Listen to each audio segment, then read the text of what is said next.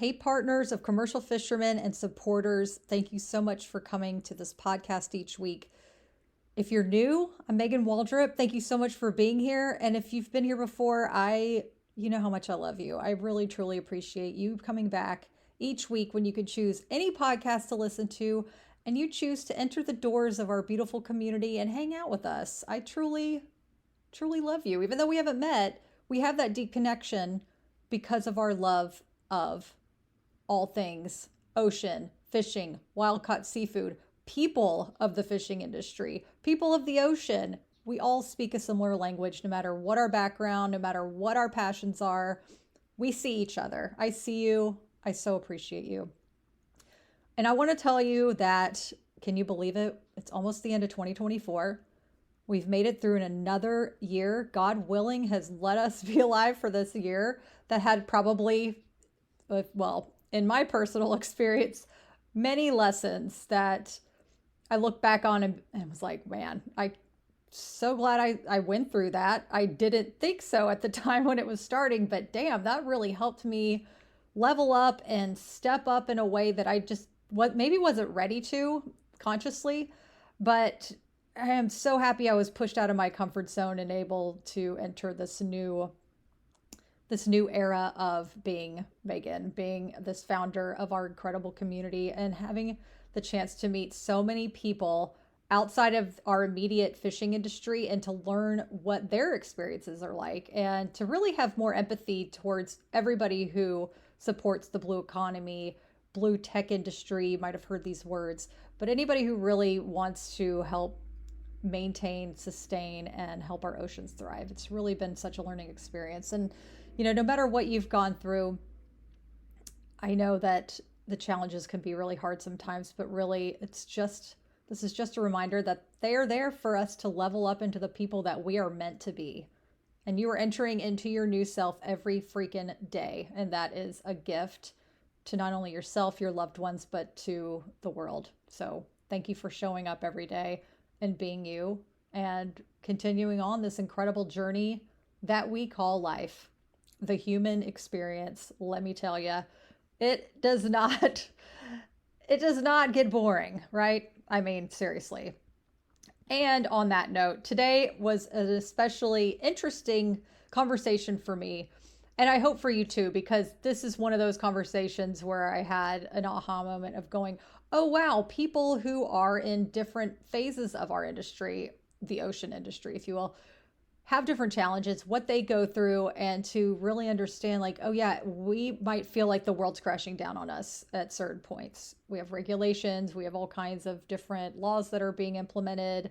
The environment's changing, fishing is changing in new ways. However, learning that other people have challenges is pretty interesting to see that, oh yeah, we're all dealing with our own certain, I guess what you say, like hills to climb. And there are ways to get over them. And the best way to learn how is to learn from each other and to see how we can all implement that in our own lives and learn how we can move with that change. Not everything is going to stay the same because that's really not how life is. We were like, oh, wish it could go back to the old days. But honestly, that's the old days. Like that's in the past. Like those days don't evolve with the people that we are becoming.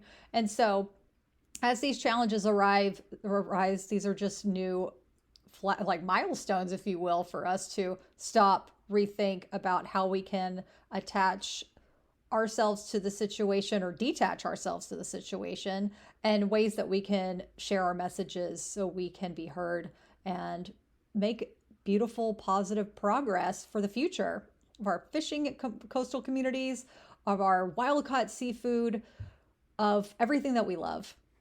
And today, this organization is pretty cool. It was founded by a commercial fisherman who wanted to keep fishing and has since grown into an initiative that helps sustain the North Carolina coastline.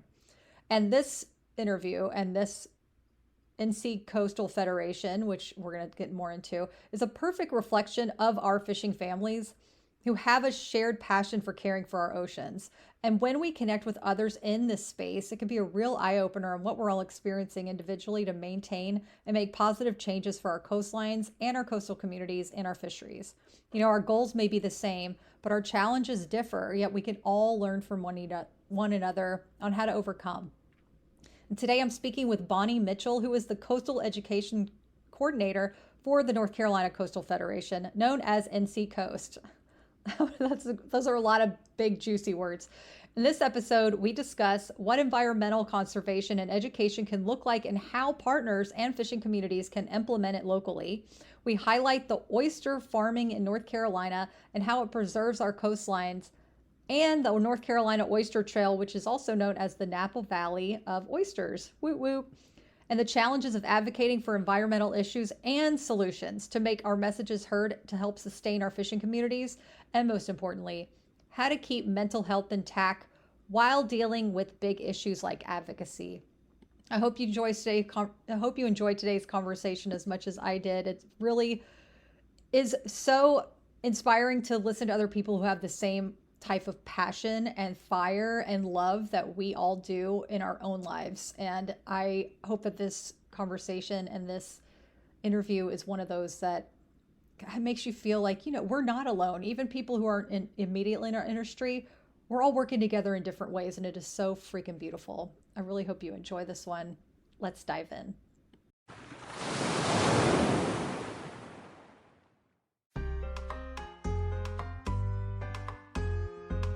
I'm Megan Waldrop, host of the Partners of Commercial Fishermen podcast, an extension of an online community for partners to connect and feel less alone. Our podcast invites fishermen, family, friends, and supporters of the industry to learn, laugh, vent, and hear stories about this incredibly unique way of life. What do you say? Let's dive in.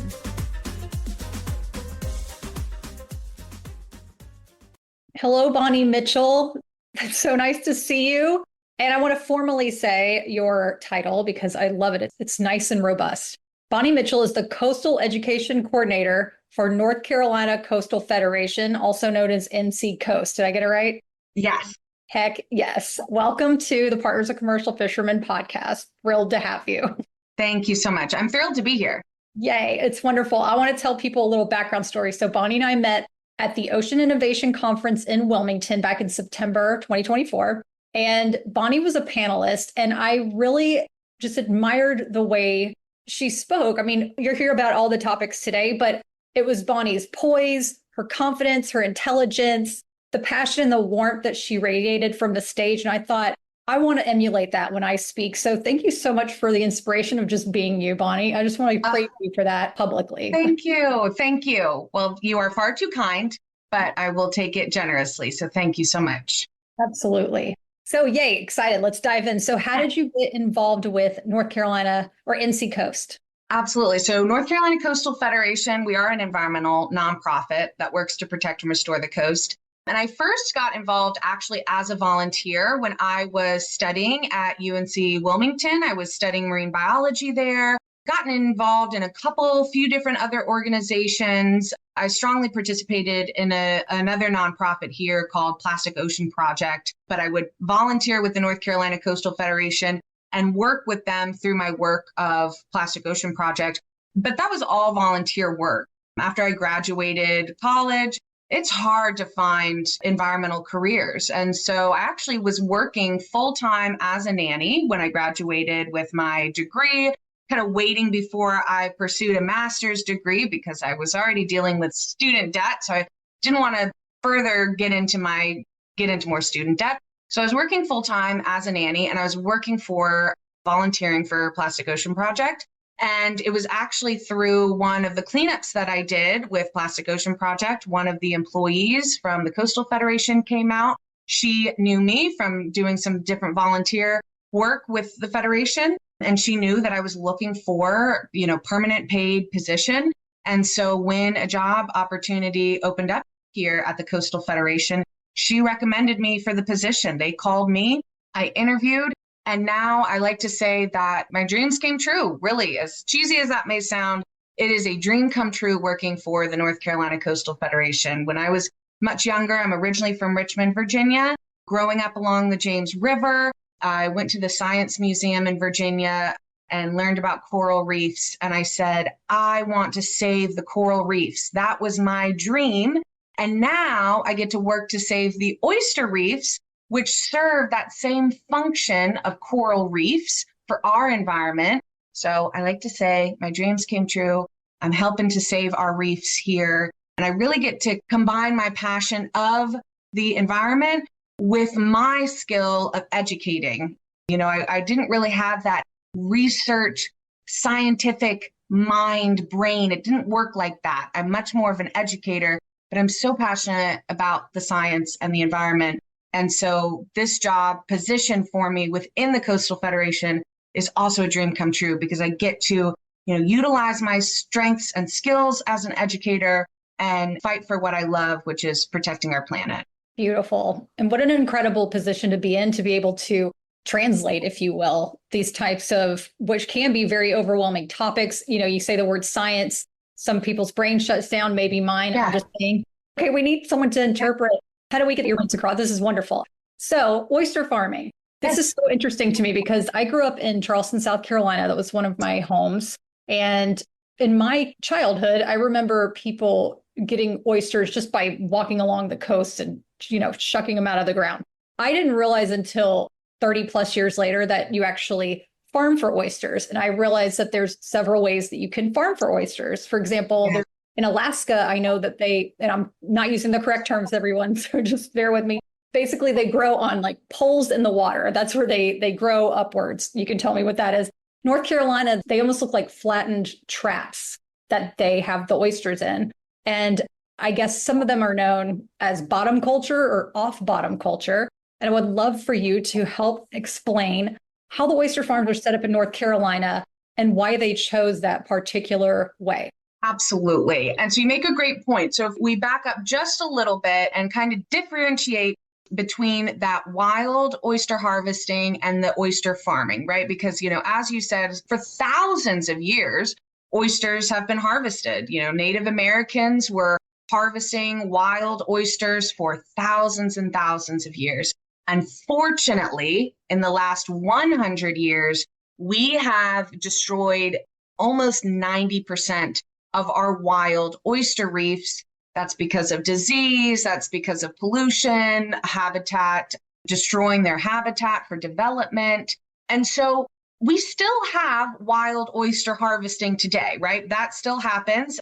That just started on October 15th. That marked the beginning of wild oyster harvest season. Typically, it runs through March. If you've ever heard that only eat oysters in a month that ends with R, that was I know growing up along the James River, very close to the Chesapeake Bay, we always heard that. So September, October, November, those colder months. And that's true for the wild oyster harvest season. We typically don't eat oysters when they're reproducing in the warmer months. It's almost kind of like a soupy mixture. Fun little fact here, Australians do eat the reproducing oysters. We typically do not. But with oyster farming, you can actually eat oysters all year round. That's kind of one of those big differences, and is where our wild oyster reefs, right, where there's not a lot of them left, not like it was 100, 200 years ago. So oyster farming is about, I think that accounts for roughly 70% of the oysters that are harvested in North Carolina is through those farming techniques, which you mentioned. And so kind of two, we refer to our bottom culture and our off bottom culture. So we have farming techniques where the baby oysters are grown in these cages on the bottom of our coastal seafloor, not in the ocean, right? We're harvesting them in the sound, in the estuaries, in those brackish waters. And the bottom culture, those bottom cultures have their own set of benefits. So this works very well in places with hard bottom areas where oysters just naturally thrive. And it can also be less intensive in terms of equipment because it's resting on the bottom. You're really not going to see any of that equipment.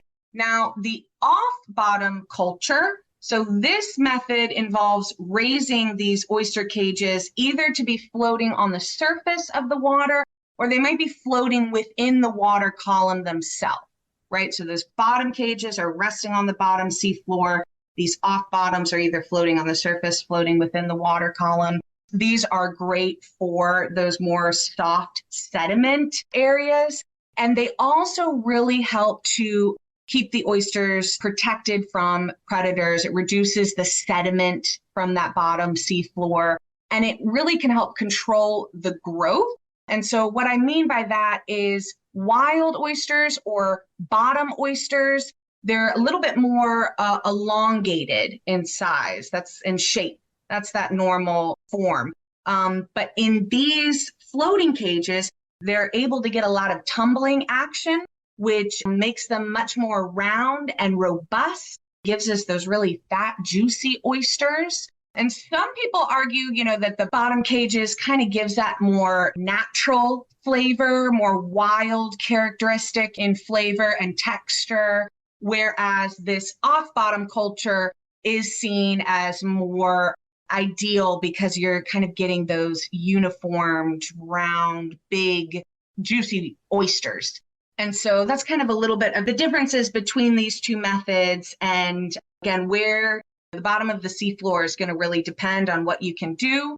And then with those floating cages, you are going to see more, you're going to see the cages, you're going to see the PVC pipes marking those cages. And so there's a little bit more of a visual element to that. Got it. Okay. I saw these cages first time ever when I was touring the UNCW, or is it the UNCW Marine Center? Yes, the Center for Marine Science. Yeah. Center for Marine Science. Beautiful. Love that place. And then their beautiful dock. And then they have the oyster. What are they called? Are they traps? They're cages, you said? Oyster cages. Oyster cages, oyster racks, or floating oyster bags. Typically, they'll say like either cages or racks. Got it. As a lobsterman's wife, traps is like always on my mind first and foremost. But cages, saw the cages, which were really interesting. They're smaller in size. And also I learned that they rotate the cages in order to have the shells have a smoother surface rather than something that you would find like the wild oysters have more of a jagged edge, which I thought was really fascinating. And I love and actually ties into our next question about, please tell us about the North Carolina Oyster Trail, which is a really big deal in the state. And I am thrilled I loved everything you said on the panel. So if you could just show that to everyone again here at the podcast. Absolutely. So the North Carolina Oyster Trail, this is really a great endeavor that the North Carolina Coastal Federation and North Carolina Sea Grant partnered up, and with the support of the North Carolina Shellfish Growers Association, we all partnered together to administer the NC Oyster Trail to really drive that demand for our locally sourced oysters. Oysters in our state, that's the most regulated seafood industry that we have. So we can feel really safe and secure about eating our North Carolina oysters. And why would we want to have oysters shipped to us from Massachusetts or Canada or Louisiana when we have arguably some of the best oysters in the world? If you go back into the late 1800s, most of the oysters were coming from North Carolina. They were being shipped up to New York, shipped across the country to California. We have some of the best oysters right here in North Carolina. So we want to drive that demand for these oysters. And so the North Carolina Oyster Trail, it's a network of restaurants, seafood markets, shellfish farmers that are serving North Carolina oysters all year round. And I love that you were able to get to the Center for Marine Science and get to see their demonstration. It's so wonderful to get out there and see that. And on this trail, they have shellfish lease tours. So you can actually get out in the water to see where and how these oysters are grown and harvested, eat an oyster right on the half shell there. And so we really are trying to provide experiences, whether you love to eat oysters or just love the coast. We want to provide these experiences that are going to help sustain and grow our North Carolina oysters so that it really impacts our economy, our environment, and then all of the societal benefits of this seafood industry. Oyster farming, it's the most sustainable seafood industry that we have. And it's really helped to provide jobs to rural areas that are struggling. We've had recreational and commercial fishermen turn over and become shellfish farmers because it was more economical for them to do so. It's providing such an economical benefit to our coast as well as that environmental benefit. And so that's where that trail is really coming into place, trying to drive that demand for these delicious and nutritious oysters. Love it. And I believe on the panel, you may have mentioned that you can consider the NC Oyster Trail as like the Napa Valley is to wine. We're the Napa Valley of oysters. Absolutely. Absolutely. And I've been really coming around. I grew up along the Chesapeake Bay, and I always thought that the Chesapeake Bay had the best oysters, but stump sound oysters and topsail oysters, chef's kiss. These are just absolutely delicious and truly arguably some of the best oysters in the world. So cool. I love it, love it, love it. Okay, could you please explain how you and NCCoast work to provide clean water and habitat for these fisheries? And do you call it a fishery? Is an oyster farm is also a fishery? Okay, that's what I thought. Oyster farms are nurseries, right? So these are nurseries for our fisheries. So it really goes hand in hand. And I'll let you in on a little not really a secret, but our former executive director, Todd Miller, who started the Coastal Federation back in 1982 out of his own home. He was our executive director for 42 years. He just retired earlier this year. But he himself, avid fisherman. And that's where all of this work spawned from, is because there were efforts to mine peat in the Albemarle and Pamlico Sound, and that was degrading the fish habitat. So sorry, now I've gone on a spiel, but yes, our work is so closely tied to wanting to promote sustainable and healthy fisheries. And so how we approach that is, number one, we want to maintain clean water, and we primarily do this through stormwater runoff prevention, as that is our number one water pollution problem. Now, I know stormwater runoff, it's really hard to make this, an exciting thing to talk about, but it is so detrimental to our coastal waters here. Oyster habitat, salt marsh habitat, these fishery habitats, they rely and depend on brackish waters, right? We're talking about the estuaries, the sounds, where the river is meeting the sea. We need that healthy balance of fresh and salt water. Even just the sheer influx of stormwater runoff that we receive on our coast is detrimental. Even if it's not picked up any pollutants along the way, which we know that it is, even if it weren't, just the sheer amount of fresh water getting into our coastal water bodies, killing off our oysters, it's degrading our seagrasses and so much more. So really trying to reduce the volume and prevent that stormwater runoff is crucial to our work. And so oftentimes we really look at things large scale. And so we advocate for nature-based solutions to be implemented in development.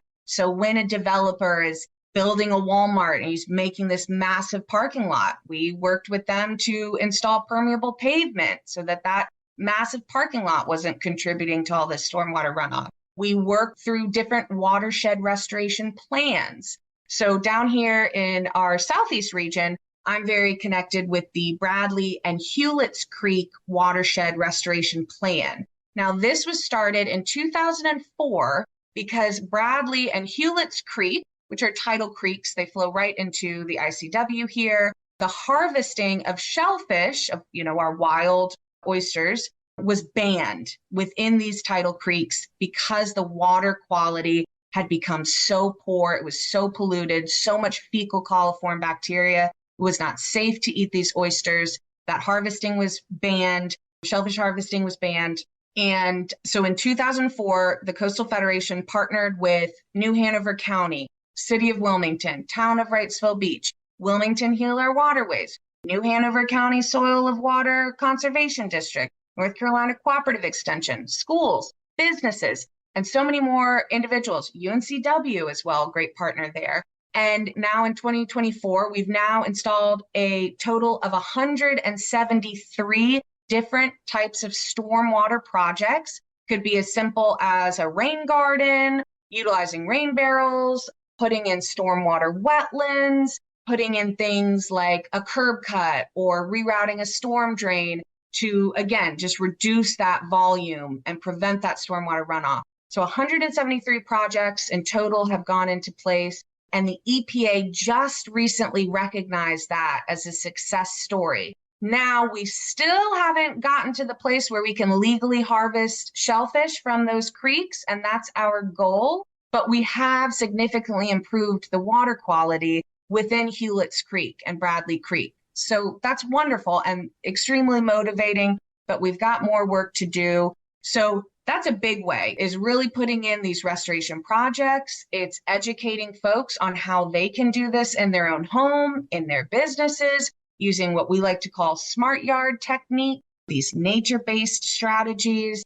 And again, advocating, making sure that we're working with developers and these construction crews to ensure we're finding different ways to manage our stormwater, our floodwaters. We also work to protect and restore our salt marshes, our oyster habitats. I know we're going to talk a little bit more as we go along, kind of deeper into those. And we work to keep our coast free of marine debris. But I will say a lot of our approach is really focusing on that large scale. Like when I talk about our marine debris, we're typically removing abandoned and derelict vessels. We have a large scale marine debris cleanup crew that's contracted through government grants that we were able to get to pay these crews to be cleaning up those spoil and dredge islands out in the ICW that we couldn't get with volunteer cleanups. Wow. Amazing to know how much goes on behind the scenes. And I would never even think about the parking lot. What did you call it? Permeable pavement. So this is just a really great alternative. It's simply concrete that lacks sand. That sand is what's going to create that hardened surface. Everything's going to run off. Permeable concrete will be able to absorb that water. Now, permeable concrete, it's not going to withstand the heavy vehicle traffic like standard concrete. So you wouldn't want to use it on a highway. You wouldn't want to use it on Market Street here in Wilmington, where we have very heavy vehicle traffic. But driveways, walkways, and parking lots, even strategically in parking lots, like this Walmart that I'm referring to specifically here in Wilmington, when they went in to put in the parking lot, the way that it's set up is all of the parking spaces are permeable pavement, and the rest is concrete. But again, this and any of their stormwater drains that are within the parking lot all have a section of permeable concrete surrounding that stormwater drain. So even if you just use it strategically, you don't have to do the entire parking lot, but if you can put that strategically in places, we're going to significantly reduce that amount of stormwater runoff. Wow. And again, I know it's, stormwater runoff, we hear about it all the time, yada, yada, but unfortunately, it really is the biggest contributor to so many issues that we see on our coast. That's amazing. It's interesting in the sense that I feel personally that when we talk about doing things for the environment as we want to, it can feel like the fingers are being pointed at humans as individuals. And we're like, what, you're ruining this planet. And it's like, no, actually, there are ways to help this planet because the planet's going to rain and it has nothing to do, like we can all work together here and not feel like we're being attacked. We can do that people don't even realize that we're doing, but that are actually helping the environment. I've actually learned from Heal the Waterways here in Wilmington. I believe they had a booth at the farmer's market outside of Tidal Creek, and love that place. And so they had the rain barrel catchments, and then they had this little wheel that you could spin and learn something new. And one of the facts that they shared was that if you just picked up the trash in front of your house, like any of the stuff in the gutter, boom, you're making a huge impact already. Like pick up those straws or whatever, napkins, bags that are just floating there or not even floating, that are dry, just in front of your house, just that one section. You're making a difference. Oh, yes. So often we'll get like, hey, we want to schedule beach cleanup, which is wonderful. Obviously, of course, we want to clean up the trash along the beaches, but I often say it usually starts just in your neighborhood. Your neighborhood, you're probably going to be able to collect a lot more trash in your neighborhood than you might here on Wrightsville Beach. We're very blessed. We have a very clean beach compared to other beaches. Of course, we still have litter, but it really does oftentimes just start right at home or right in your own neighborhood. Love it. So we're just keeping up the house, our giant Mother Nature house. It's great. Love it. Love it. Okay. So speaking of, what are some ways that partners of commercial fishermen can get involved in helping? And I know we kind of touched on this already, but would love for you to dive into some more ideas. Oh, absolutely. Well, first and foremost, since we're talking a lot about oysters, is if we do have some partners that are oyster lovers, they love to host an oyster roast. If you can recycle your oyster shells, that is one of the best things that you can do to help with our oyster restoration efforts. So the way oysters work is oysters need something hard to settle on and grow. So when oysters are reproducing and they're shooting those baby oysters, they shoot them out, the little things mix together and we get our little baby oysters and they float along the surface of the water. And when they fall, if they were to land in the sandy sediment, they're not going to survive. They have to land on something hard. And science research has shown they prefer oyster shells to anything. We don't know if maybe it's the calcium content. We don't know if maybe it's, I always like to think it's all that texture of an oyster just makes a great place for a baby oyster to be able to latch on and grow. But this is what creates these oyster reefs. And so we have an oyster shell recycling program that we run here in North Carolina. And there are many other states, Georgia, South Carolina, Louisiana, New York City even has a wonderful oyster shell recycling program that they do. So, look into it. See if there's an oyster shell recycling place or organization near you. I always like to mention that here in North Carolina, it's actually illegal to throw away your oyster shells in the landfill, in the trash, because they are so valuable. And we do have an oyster shell shortage. We don't have enough oyster shells to meet all of the restoration projects that we want to do. So we have become creative in different ways of techniques that we can kind of create. We have used recycled concrete and other methods because the concrete also does have a high calcium level. And we have seen other techniques that really help with that recruitment of oysters. But again, best way to help our oysters is try to keep those oyster shells out of the trash the best you can. And some folks, it's, you might not have a receptacle location near you or an organization near you, but anything that we can do to try to get those oyster shells back in the water where they can make habitat for new oyster growth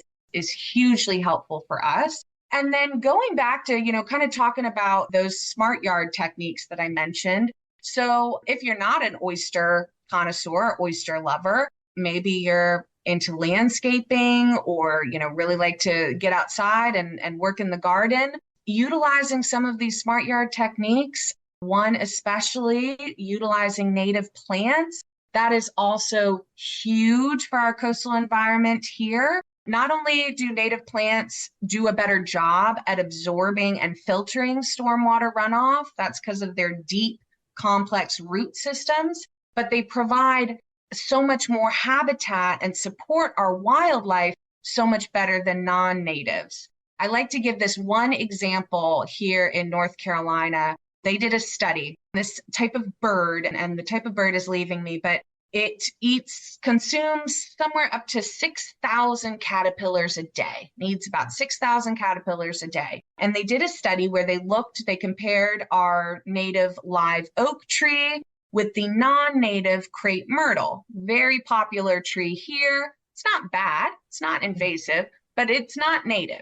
And they did a comparison and they found that the live oak had over 10,000 caterpillars on it, whereas the crepe myrtle had 3. So that just shows how our natives support our wildlife so much. They help to filter and absorb this stormwater runoff.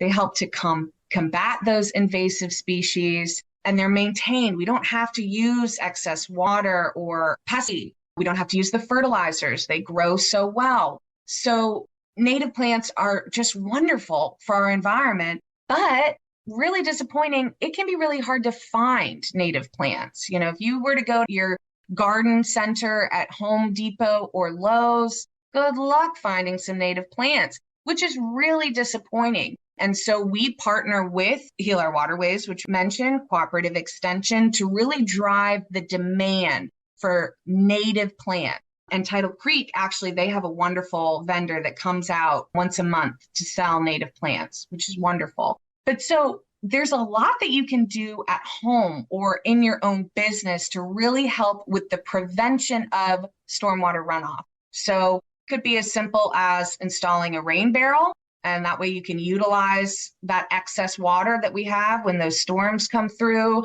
It could be rerouting your downspout. So instead of going, from the rooftop to the driveway, to the storm drain, to the creek, to the ICW, to the ocean, and so on, you can just reroute that downspout into your yard where your yard can absorb it, or reroute that downspout into a rain barrel if you don't have that green space, or best of all, reroute the downspout into a rain garden. Something that can really do a great job, especially if folks live in neighborhoods that experience flooding issues.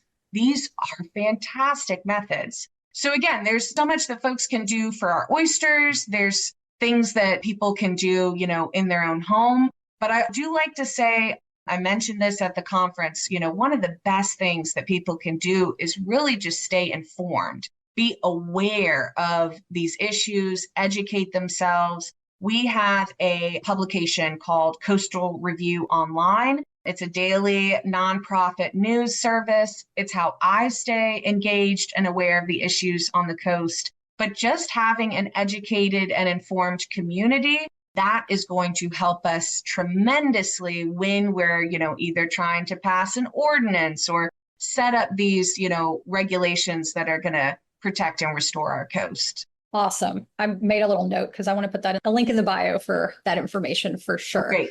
So Great. I wanted to go back on the oyster shell recycling. Yes. So fascinating that it's illegal to dump them in the trash in North Carolina. Fascinating. Yes. Also, could you explain what does it mean to recycle an oyster shell? Like, how do you do this? And you said they become a reef. So take us through the process. Someone brings you a bucket of, a barrel of oyster shells. Such a great question, because a lot of the times, we hear this word recycle, and of course, recycling can mean a lot of different things, but we do mean it in a very specific context of using it in our restoration work, getting it back into the water. So real quick, I do want to give some background information that this used to be a state-funded and state-run program that opened up all of these dumpsters, and, the local towns and such were all involved. But in 2018, the funding for that program ceased. And so the Coastal Federation then stepped in. We identified this is a need. What can we do?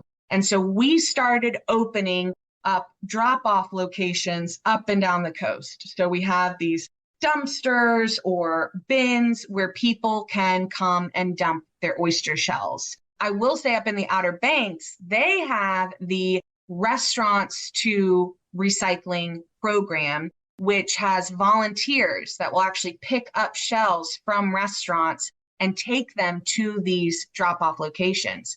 We down here in the Southeast have a wonderful shellfish farmer that we work with, Ghost Fleet Oyster Company, and they help us by collecting the shell from the restaurants they serve.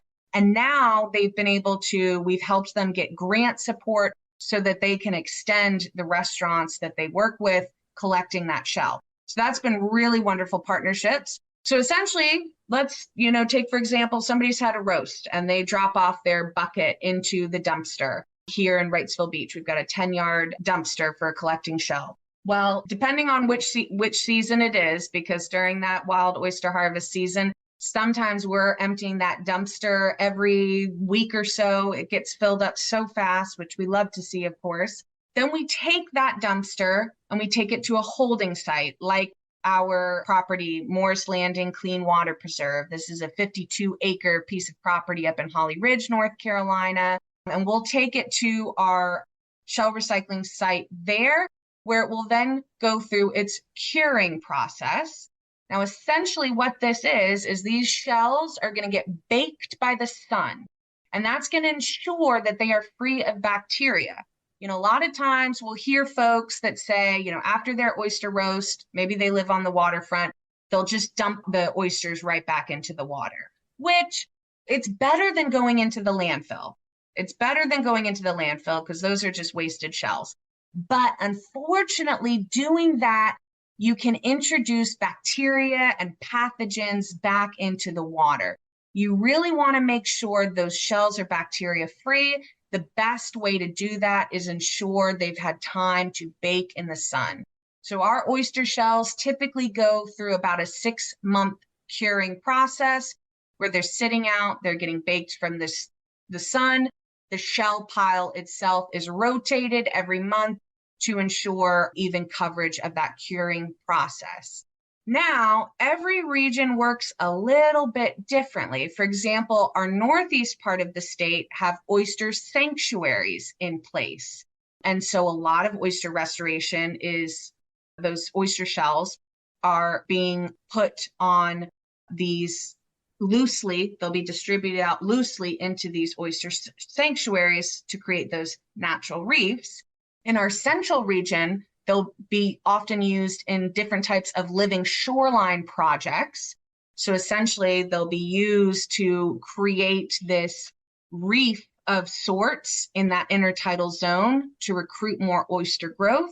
Here in the southeast, we partner directly with Division of Marine Fisheries to do what's called culch planting. And so what we will do is we will take that shell out to areas when and where oysters are reproducing. That's really important, right? We don't want to just throw them back anywhere. We want to make sure they're in that intertidal zone, that, area of low marsh and high marsh. They like to be out in the sun. They like to be underwater. They like to have that back and forth, right? And so we'll put the shell loose. We don't bag it, or we just put that shell loosely. Usually they'll use something like a pressure washer tool to just push these oyster shells off of the barge and into the water. And then that creates that habitat, that substrate for those oysters that are currently reproducing, so that when those baby oysters start to fall through the water column, they've got those oyster shells to land on, and then the reef can grow. Amazing. I just visualized the whole thing. It was beautiful. Okay, good.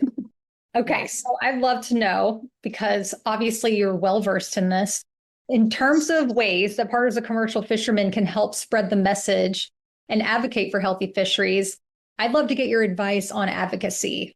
What has been the most effective processes or tools for you to achieve your goals in that area? So I always like to refer to this example of our advocacy efforts. This is a nice success story that has happened recently.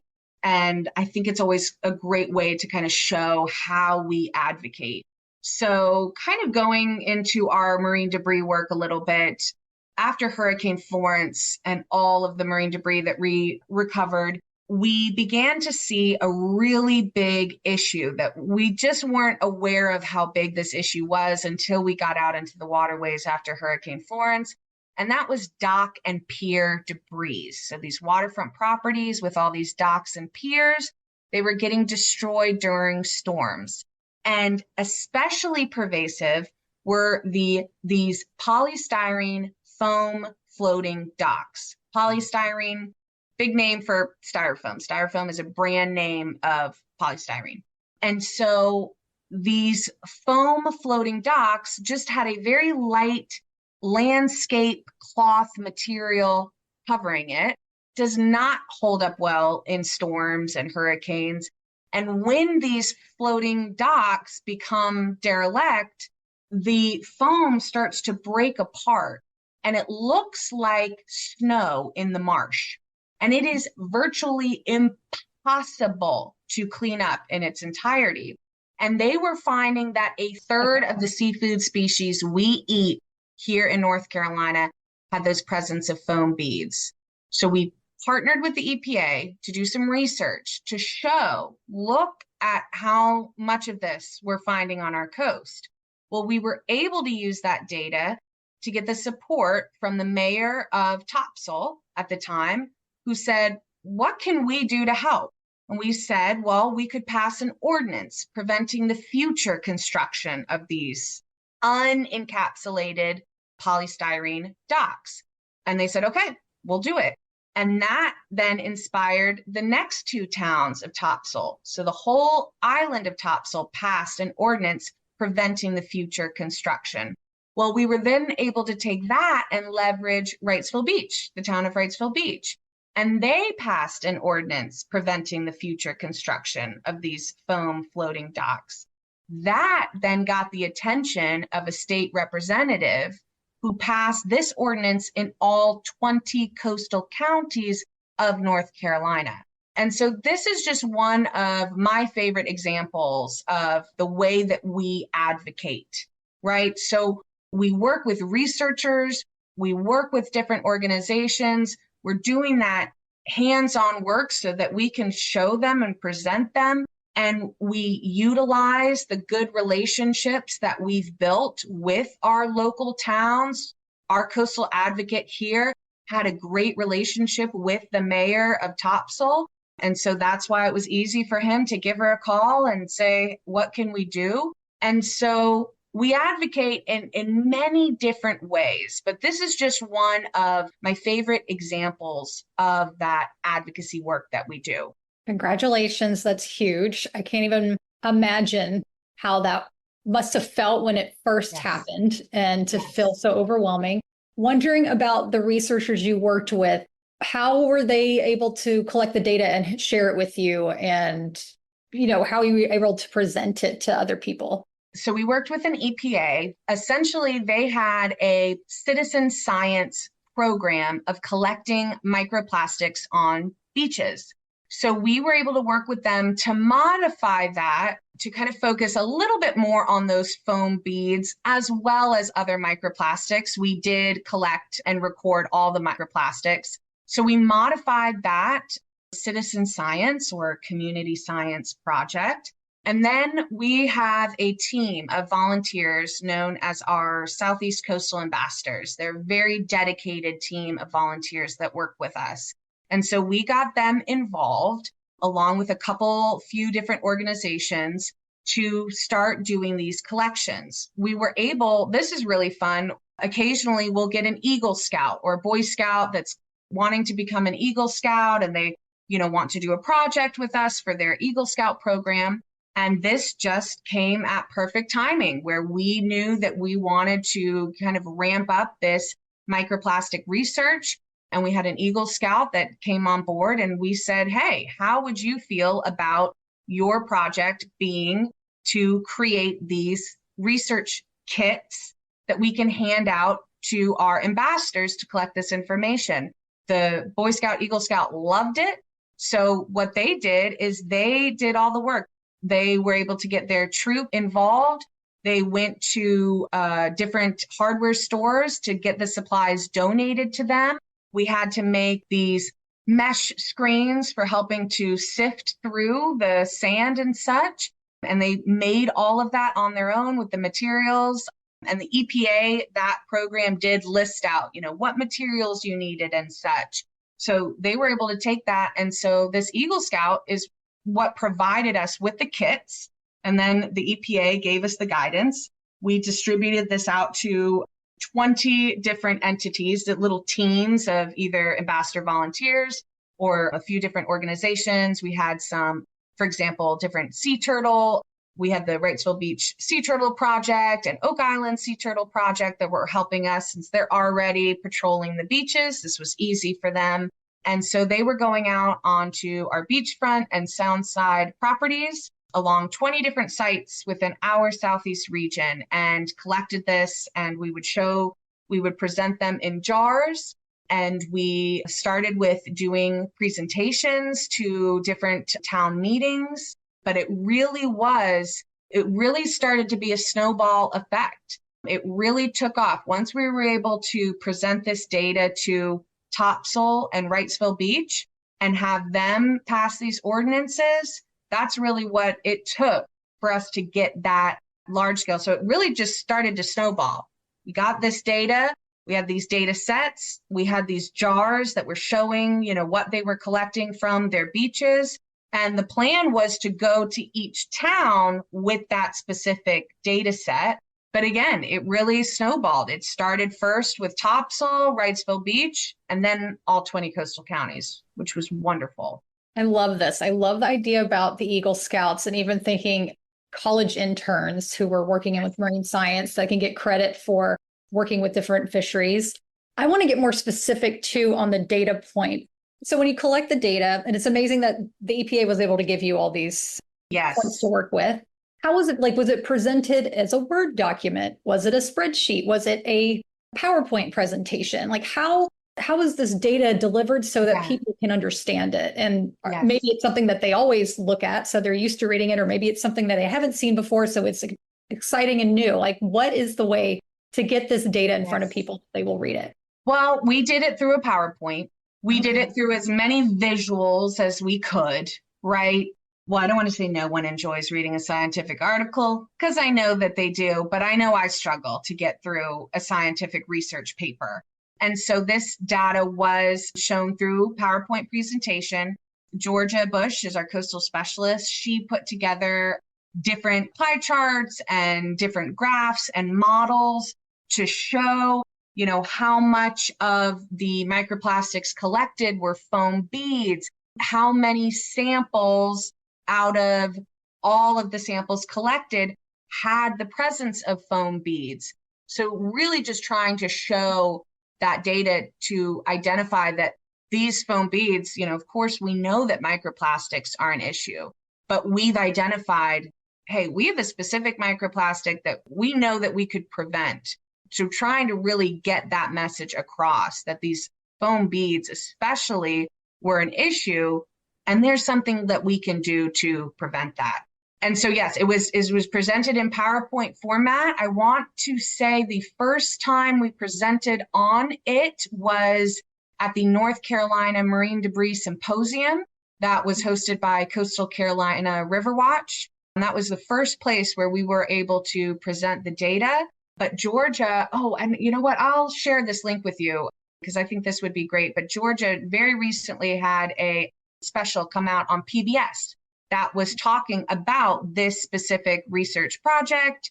And so kind of snowballed. We started first at this symposium, and that gathered some attention. And we had other organizations reach out and say, hey, would you be willing to present that to our team? And so that led to various presentations. Again, PBS ended up reaching out to Georgia to do a story on this. So a lot of snowballing for us. Love it. I just wrote down a bunch of these notes. That's great, because I feel that when a lot of people are talking about their fisheries and want to share how healthy they are and how much growth they have, like how do we get that in front of people in a way that will be effective? And I really appreciate you breaking it down for me, and to know that, okay, within that, a presentation, not only a PowerPoint presentation, but actually physically speaking to people about it. You're not just emailing it. And also, this is one of the greatest skills that partners of commercial fishermen have, is that we have people skills, that we're able to talk to people that maybe fishermen, not all fishermen, but maybe some fishermen just don't have time, or they have other things to deal with. They don't have time to talk to people and get personable. And that's where the partners of commercial fishermen come in. I love that. It's one of our superpowers that I'm actually talking about, or by the time this comes out, it will have been out on the podcast episode. But yes, to get in front of people, to put that PowerPoint presentation, to get that data together. And I love the collaboration, like you said, with researchers, and to utilize your Eagle Scout / college interns, because you're helping them and they're helping you. And I mean, why not? That's so good. Exactly. Love it. This is so good. I really appreciate you going deep on that one. Oh, absolutely. That's great. Okay. So now this is a personal question too. Yes. Because advocacy can feel so overwhelming at times at any stage of the process. Maybe if you're not used to it, it can feel overwhelming. Maybe it's not overwhelming if you've been in it But in terms of your mental health, like keeping your mental health in check while you're going through these processes, and maybe you're hearing things that are supportive and maybe you're hearing things that are not supportive. I want to know what has been the most effective for you when you're working to make huge changes like this. Yes. So it's such a great question because working in the environmental sector, the environmental field, it can get depressing very quickly. I often have a lot of people say, you must love what you do, or how great it is that you get to do what you love. And of course, yes, a huge aspect of I love what I do, but I wish I didn't have to do it. I wish that the environment was taken care of. I wish that we weren't having to get out there and, educate because we'd already be educated, right? That would be my perfect world. And so it's a struggle. It can be really easy to get discouraged, to get resentful, to get bitter, to get angry. And sometimes I can use that to fuel my fire, right? I can use that anger to fuel my passion, but it can certainly lead to being in a very just dark state of mind. And then you're not able to be personable and make those personal connections that are so important. And so really what I try to do are practice mindfulness techniques. I try to be as present as I possibly can. And I try to get out and enjoy these environments in my off time as much as I can. When I can get out and just put my feet into that salt marsh, look at the little hermit crabs and banded tulip whelks, and take a moment to appreciate it and remind myself everything is temporary, the good or the bad, everything is temporary. And so sometimes it can feel, like I'm fighting a losing battle of trying to save the world. And sometimes I can get sad. I'll look out into the salt marsh and I'll think it's a shame of what's happening, but I always ground myself with, but how blessed am I that I get to be able to experience this and see these treasures when we come across a giant horse conch or see the white ibis or egrets or great blue herons, the wildlife. It just does so much for me. And it's a much cleaner fuel than the anger and the bitterness that can come along. So it's really trying to be present. It's really trying to appreciate where I live, being so close to the coast, and remembering that no matter what, it's temporary. No matter what, this salt marsh will eventually go away. We're just going to try to give it as long as we can, right? But that really is, I think, the key. The key for me is just to try to stay present, try to, have that work-life balance. I say from time to time, I say all work and no play makes Bonnie a big old bully. No one wants to be educated and engaged by somebody that's coming from such a negative place. So I have to find a way to stay positive. And I appreciate being on the education side. I work so closely with our coastal advocates, but the way I like to approach advocacy is from an educator. I try to educate and hope that that inspires their change. But that's my approach. But we have a great team of coastal advocates that work within the organization. And I'll say Carrie Allen, she is our coastal advocate here in the Southeast, and she paddles with Wrightsville Beach Outrigger Canoe Club. And that is where she finds so much of her peace, because she's really in the thick of it, attending these very male-dominated local government fields, and it can get very distressing for her, and I know that's a huge outlet for her. I so appreciate getting to be on the education side of things, and that helps to really bring me peace, is when I can go out. For example, we had a student group from UNC Pembroke come out. They're a bit more inland, about 2.5 hours out, so they don't get to come to the coast and experience what our UNC Wilmington students are experiencing. And as we left the salt marsh, one of the students came up to me and said, "This is the coolest thing I've ever done in my life." And, for me, all I did was just walk them down to our local salt marsh. Of course, I love it, but getting to see that joy, that excitement in someone else, that is really the strongest motivator for me. That's so beautiful. It touches on so many parts that I know that commercial fishing families can relate to. I really appreciate your transparency of how it can feel overwhelming, the anger that can arise, the feeling of hopelessness that can arise. And I know that there's many people in our community that feel that way about their fisheries when regulations come in.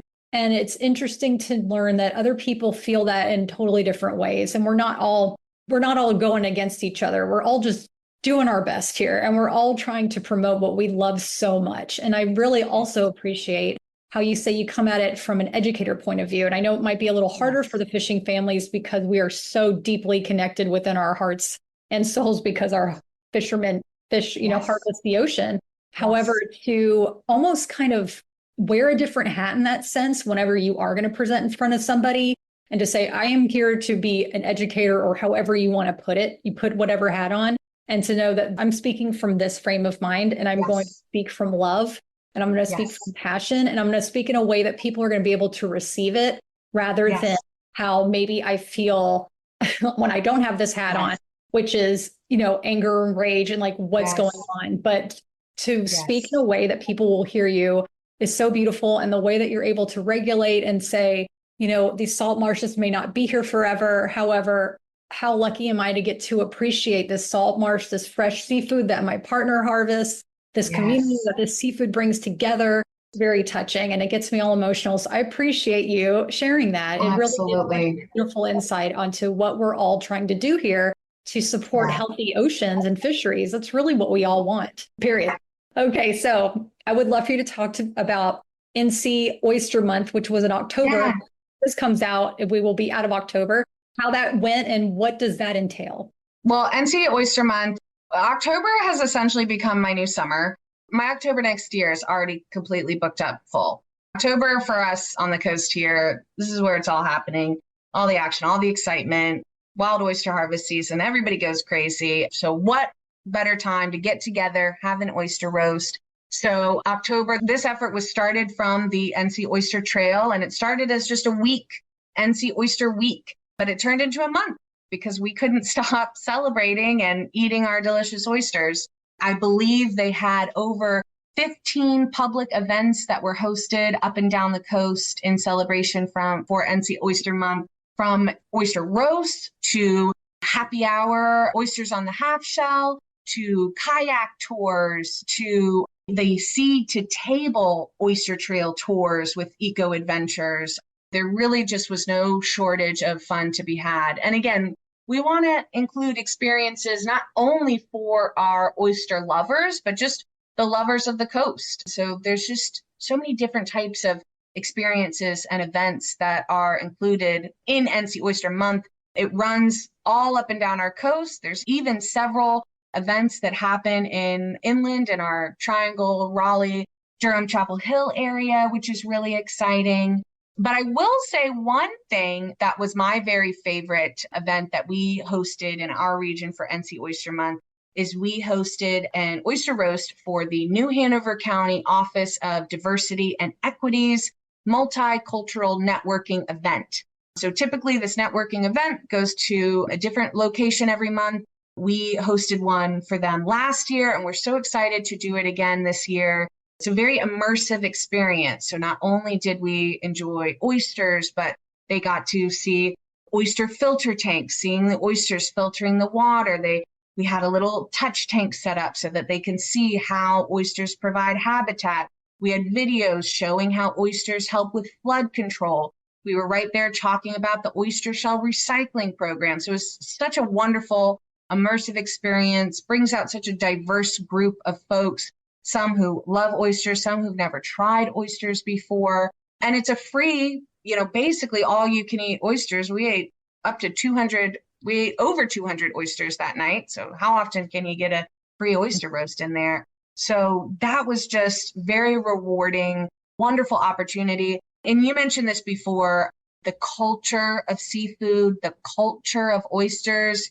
there's just nothing better than getting around a table of oysters or a low country boil. It's so deeply rooted into our coastal culture here. So really being able to, bring together folks from all different backgrounds and come together, nothing brings you together like huddling around a table eating seafood. And so I will say that was one of my favorite events that we had this month. Oh, that's so beautiful. I'm thinking of so many different places I've enjoyed seafood around a table with people. And, started in the South, of course, with Low Country Boil. And then, Yes. my husband and I, we went to Maine. Was it last summer?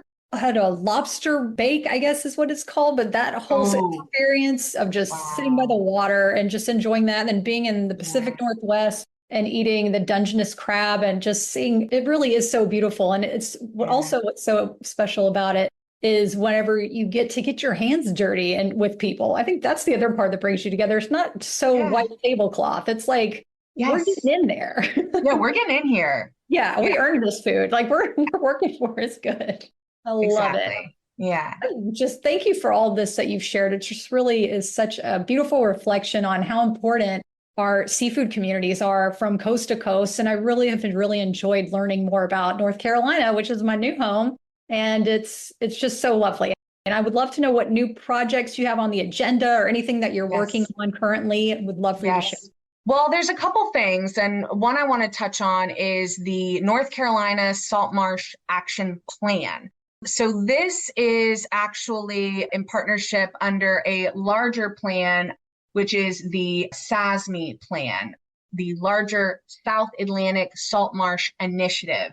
This was formed in 2021 under the leadership and guidance of the Pew Charitable Trust and the Southeast Regional Partnership for Planning and Sustainability. My goodness, that's a mouthful. But essentially, this larger plan, this larger regional plan, prioritizes actions for protecting and restoring nearly 1 million acres of salt marshes along the South Atlantic coast from North Carolina to the Atlantic coast of northern Florida. And so our Salt Marsh Action Plan is derived from that larger plan, but very specific to our state. And so what this is looking at different ways to restore our salt marsh, looking at things like salt marsh migration. If folks are familiar with the Wilmington coast, the Wilmington area, you may be familiar with our ghost forest. That's all those dead trees that we see. So that's from that saltwater intrusion. And what's eventually going to happen to those ghost forests is they're going to turn into salt marsh habitat, which is what we want. We want our salt marsh to be able to migrate and move. And we have this, we're getting saltwater intrusion. We want places for the salt marsh to go. But what happens when it doesn't have a place to go, when the area is so developed? And so we have a best management practice or a nature-based solution that we promote to as an alternative to erosion control. So, a lot of these soundside waterfront property owners, when they're experiencing erosion, they may call a local permit officer or contractor, what can I do? And for decades, the response was to put in a bulkhead or a seawall. But what happens is this degrades that really important intertidal zone, the diversity of plant life, the diversity of habitat.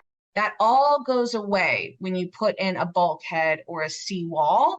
It also deflects wave energy, meaning you're going to get erosion sometimes behind and underneath that bulkhead, which means when we have storm surge, king tides that come in and that water level rises, it'll actually knock out that bulkhead as the water recedes. That creates marine debris. So what we promote is an alternative called living shorelines. And what we will do is we will go and we will create a reef structure that will recruit oysters to grow on it.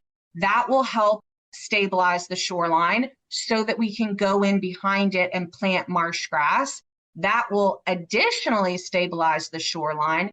It's going to absorb and mitigate that wave energy. It's not going to deflect it. It's going to absorb it. It's going to absorb that excess storm surge. It's a great flood control method. but then it provides all of that incredible habitat, promotes that clean water. So we actually, the North Carolina Coastal Federation has a cost share program for living shorelines to entice homeowners to purchase a living shoreline over a bulkhead. We'll actually pay up to 75% of the cost of that living shoreline. So our living shoreline, our salt marsh action plan, these are big things that we're going to be working on. Also, kind of wrapping in some of the advocacy efforts that we do. Something happened in 2023 that was unfortunately pretty devastating for us. That was a decision by the U.S. Supreme Court in 2023 that narrowed the federal definition of a wetland, resulting in drastic reductions in the protection of our wetlands. So it has put 2.5 million acres of wetlands at risk of being developed in North Carolina. And I know all of our fisheries and our fishermen and our partners, we know what wetlands do for us, right? They help with that flood control. They help absorb that extra stormwater runoff and filter it out. They act as natural sponges. They provide very important habitats for our fish and our shellfish and our wildlife. And so the Coastal Federation is working towards a comprehensive wetland protection in North Carolina. We're currently participating in a statewide coalition composed of advocates, attorneys, lobbyists, scientists, and analysts that are working collaboratively to really strategize on ways that we can mitigate the impacts and protect our most sensitive wetlands. So that's a big project for us. And then also connecting us back to our oyster farming that we've been talking so much about. During this NC Oyster Month, Pender County here in one of our coastal counties here in North Carolina actually proposed a moratorium on the future shellfish leases. And that is because there are moratoriums in other parts of the state. So Topsail Sound, Stump Sound, it's one of the fewer places that you can actually have an oyster farm. And so we are really hoping that we can open up more areas so that Topsail and Stump Sound is not experiencing such a high demand on those leases for shellfish. There is user conflicts that come in with oyster farming, typically around viewshed, meaning waterfront property owners want to look out on a pristine salt marsh and they don't want to see the PVC pipes and the oyster bags on the water. I don't blame them. If I had a waterfront property, I'd probably want the same thing too. But understanding exactly what these oyster farms are doing for us economically, environmentally, I think is really helpful in gaining that support from these communities, but also understanding that, we want to respect the fact that these are public trust waters. They were made for everyone.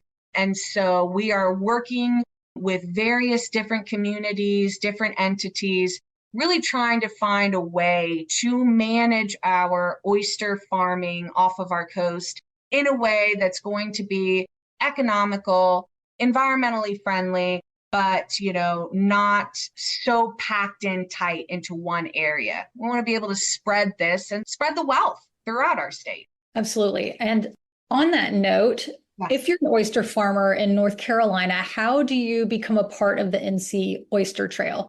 Oh, that's a wonderful question. So folks can reach out to me if it's easiest, but they can check out NCOystertrail.org. There's a way that you can sign up on that website to become a member of the trail. Nice. And then you're automatically connected on the trail so people will be able to reach out to your farm and your place of business. Exactly. There's so much advertising that comes with being on the Oyster Trail. So cool.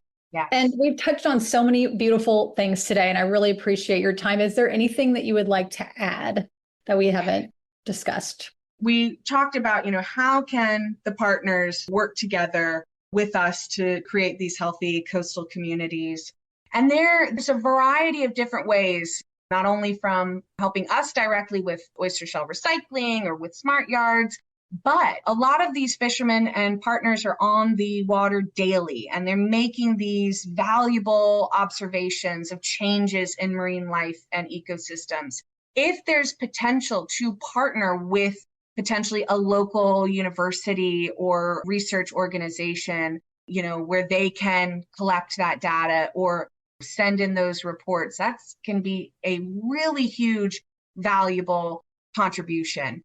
For example, we work very closely with UNCW Shellfish Hatchery. And so we're able to tell them if we've seen die-offs, and we're able to, give them water quality testing results. And this is really helping with their work to create these more disease-resistant oysters. And our commercial fishermen and partners, they can really help us advocate for sustainable practices. Again, I always like to say that the Coastal Federation is a bridge between the researchers and the restoration, a bridge between the community and the government. And there have been times when, for example, we have a lost fishing gear recovery project where we go out during those few weeks when waters are cut off to crabbers, and we go and we recover any of those derelict crab pots. And oftentimes we'll try to return those crab pots to their crabbers, if we can identify them and they're in good shape and everything. But through this, we were approached by a research team that had developed a new crab pot that had the terrapin turtle excluder device, which you have to use in certain areas here, where we have our diamond terrapin turtle, which is the only brackish sound, estuarine turtle. It's not a land turtle. It's not a sea turtle. It's our little estuarine turtle. We love our diamondback terrapins. And so in certain areas, you have to have a terrapin excluder device, but that has been shown to not acquire as many crabs, right? Because you do have some crabs that are able to get through. And so these researchers developed a new crab pot that was shown to be more effective at capturing blue crabs while still having that terrapin excluder device. And we were able to reach out to the crabbers that we work with and say, hey, would you consider, trying this out and helping to show its effectiveness or ineffectiveness, or be able to test this product out? So that right there is wonderful for us, to just the back and forth, for folks to tell us, hey, this isn't working. We're not going to use this, so that we can develop better materials and vice versa. And then engaging in policy discussions. Fishermen and researchers can communicate the needs of the environment and the fishing community to policymakers much more effectively than anyone else. Involved fishermen can lend their voices and insights to inform decisions that balance our economy and our environment. Here in North Carolina, just an example would be to consider joining a fisheries advisory committee. So North Carolina Marine Fisheries Commission, for example, DMF, they're looking for commercial or recreational fishermen, scientists, other interested parties to sit on various advisory committees. They have 3 advisory committees. One is for finfish, one is for habitat and water quality, one is for shellfish. And again, this is just one example of kind of that way to really kind of take that next step and get involved in those policy decisions. This is super helpful. Okay. Yeah. Because I'm thinking, to me, I'm like, okay, this is where the partners of commercial fishermen come in. Who are the people that we talk to? Who are these boards? What board can I sit on as a partner? Amazing. And I will share that information with you, of course. Wonderful. Would love that. And yeah, it's interesting to know, since fishermen, I'm a huge advocate for this. Fishermen are probably the most well-versed of the ocean because of their innate understanding of it through just looking at the wind swell and the ocean swell. They can tell more than maybe a machine can. Do you know what I mean? Yes. And so to be able to harness that kind of wisdom is so important. Our working waterfronts are the access to that, like you were saying. Yeah. And the partners are the ones that can help get that information to the public, because we're the ones that have arguably more time to do that. We talk to our Exactly. women every single day. We know exactly what's going on. They Yep. show us what's going on. We get on the water. And so we are huge tools for that. And I'm excited to learn all these ways that we can help. And I do appreciate the Yes. reaching out to local universities, because it can seem like, okay, so now what I have access, like, what do I do? But if you reach out to these universities, they'll say, oh, this is what we're actually looking for. Could you please do X, Y, and Z? So great. Exactly. This has been such a wonderful conversation, Bonnie. I appreciate you. Really Thanks. quick, how can people connect with you? Well, first and foremost, I definitely hope that folks will check out our website, NCCoast.org, learn a little bit more about what we do. But I would definitely encourage people to reach out to me directly if they do have any questions, if anything I said stood out to them, if they want, more ways to get involved, they can reach me by email. My email is bonnie.m@nccoast.org. I'd love to sit down and chat. I really think that there are just critical connections with the work that we do and with the partners of Commercial Fishermen. Again, our organization was founded by a fisherman that wanted to keep fishing, right? So he said, what can I do to ensure that I've got great fishing for the rest of my life? I bet you anything, Todd is out there fishing right now. So I really think that there's some beautiful connections here, and I'm excited to hopefully get to work more with you. Me too, definitely. I'm looking forward to that.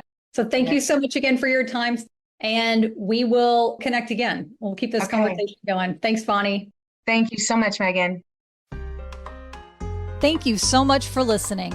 To support our community, I'd so appreciate it if you'd tap the subscribe button to this podcast or write a review. And if you're a POCF who wants to connect further, go to POCFpride.com for weekly vlogs and to learn about opportunities to join our private communities. We'd love to have you.